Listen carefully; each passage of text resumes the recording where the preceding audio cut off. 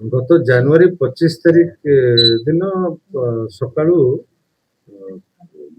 ଆମର ମାରିଗୁଣ୍ଡା ଯୋଉ ଗାଁ ଅଛି ସେରଙ୍ଗ ଥାନା ଏରିଆରେ ତାଙ୍କର ଘରର ଆର ଲକ୍ଷ୍ମୀ କଲ୍ୟାଣୀ ନିଜ ପରିବାର ବର୍ଗଙ୍କ ସହିତ ଲକ୍ଷ୍ମୀ କଲ୍ୟାଣୀ ନିଜ ପରିବାର ବର୍ଗଙ୍କ ସହିତ ଶ୍ରୀକାକୁଲମର ସନ୍ ଟେମ୍ପଲ ବୁଲିବା ପାଇଁ ଯାଇଥିଲେ। ସେ ରାତିରେ ପ୍ରାୟ 11:30 ସମୟରେ ଯେତେବେଳେ ଘରକୁ ଫେରିଛନ୍ତି ତାଙ୍କ ଘରୁ ସମସ୍ତ ସୁନା ଗହଣା ତାଙ୍କର ଲକର ଭାଙ୍ଗିକିରି ଆଲମିରା ଭାଙ୍ଗିକିରି ଚୋରମାନେ ନେଇଯାଇଥିବାର ସେ ଦେଖିଥିଲେ।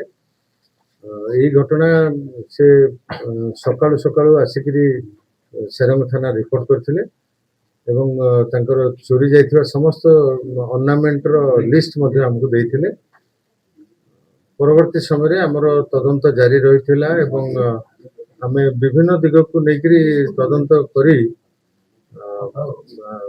ଆମର ହେଡକ୍ୱାର୍ଟରର ଡିଏସପିଙ୍କର ତତ୍ତ୍ୱାବଧାନରେ ଗୋଟେ ସ୍ପେଶାଲ ଟିମ୍ ଗଠନ କରିଥିଲୁ।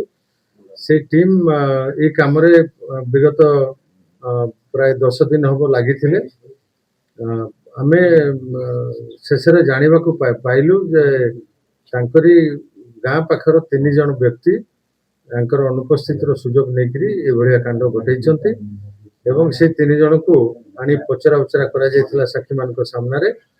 ସେମାନେ ଇଣ୍ଟରୋଗେସନ ସମୟରେ କନଫେସ୍ କରିଥିଲେ ଯେ ଆମେ ତାଙ୍କ ଭିତରୁ 3 ଜଣଙ୍କ ମଧ୍ୟରୁ 2 ଜଣ ଘର ଭିତରେ ପଶିଥିଲେ ଏବଂ ଜଣେ ବାହାରେ ରହିକି ଜଗି ରହିଥିଲେ କାଳେ ଘରର ଇନମେଟ୍ସ ମାନେ ପଳେଇ ଆସିବେ କି ଅନ୍ୟ କିଏ ଗ୍ରାମବାସୀ ଦେଖିଦେବେ ତାକୁ ସେ ବାହାରେ ମଧ୍ୟ ଜଣେ ରହିକରି ଏଇ କାମ କରୁଥିଲା।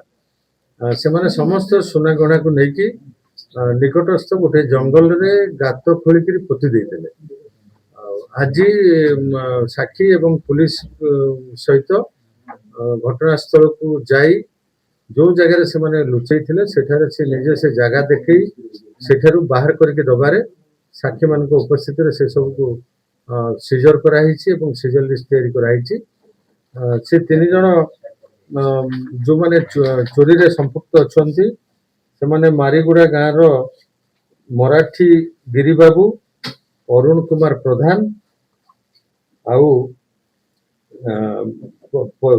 ବାରିଡା ଭିଲେଜର ମୁରଲୀ ନାୟକ। এই 3 ଜଣ ଘଟଣାରେ ସମ୍ପୃକ୍ତ ଅଛନ୍ତି। ତାଙ୍କୁ ଗିରଫ କରାହେଇଛି। ସମସ୍ତ ସୁନା ଗହଣା ଯାହା ବି ଚୋରି ହେଇଥିଲା ସବୁ ରିକଭରି କରାହେଇଛି। ଆଜି ସେ 3 ଜଣଙ୍କୁ କୋର୍ଟ ଚାଲାଣ କରାଯାଇଛି।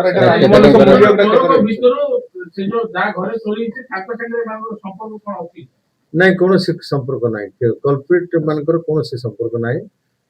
ଚୋରି ଯେତିକି ସୁନା ଗହଣା ଯାଇଥିଲା ଏବଂ ଆମେ ତ ସବୁ ରିକଭରି କରିଛୁ ତାର ବର୍ତ୍ତମାନ ମାର୍କେଟ ଭ୍ୟାଲ୍ୟୁ ପାଖାପାଖି 40 ରୁ 45 ଲକ୍ଷ ଟଙ୍କା ହେବ ଏବଂ ସେ ସୁନା ବାବଦରେ ତାଙ୍କ ପାଖରେ ଯଥେଷ୍ଟ ଡକୁମେଣ୍ଟ ମଧ୍ୟ ରହିଛି ତାଙ୍କ ସୁନା ବୋଲି ସେ ସବୁକୁ ଚିହ୍ନି ପାରିବେ।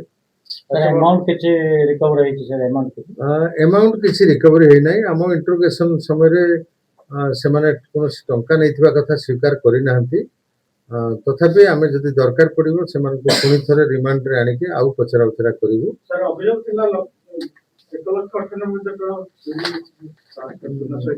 ହଁ ସେଇଟା ଥିଲେ ଅଭିଯୋଗ ତାଙ୍କର ଥିଲା କିନ୍ତୁ ଆମେ ତାଙ୍କର ଚୋରି ଯାଇଥିବା ସମସ୍ତ ସୁନା ଗହଣା ଏବଂ ରୂପା ଗହଣା ଏଗୁଡାକ ପାଇଛୁ। କୌଣସି କ୍ୟାଶ ରିକଭରି ହେଇନାହିଁ।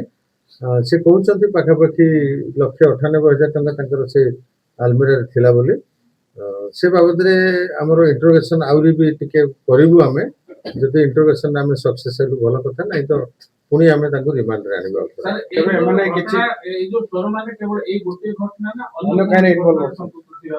ଏବେ ଯେ ଆମର ଇଣ୍ଟରୋଗେସନରେ ଆମେ ଯାହା ଜାଣିବାକୁ ପାଇଛୁ ଏମାନେ ଅନ୍ୟ କୌଣସି କ୍ରାଇମ ଆଗରୁ କରିନାହାନ୍ତି। ତଥାପି ସେମାନଙ୍କୁ କାଳେ ସେମାନଙ୍କର ଅନ୍ୟ କିଛିରେ ଇନଭଲଭମେଣ୍ଟ ଥିବ ସେ ବାବଦରେ ମଧ୍ୟ ଆମର ପଚରା ଉଚରା ଜାରି ରହିଛି।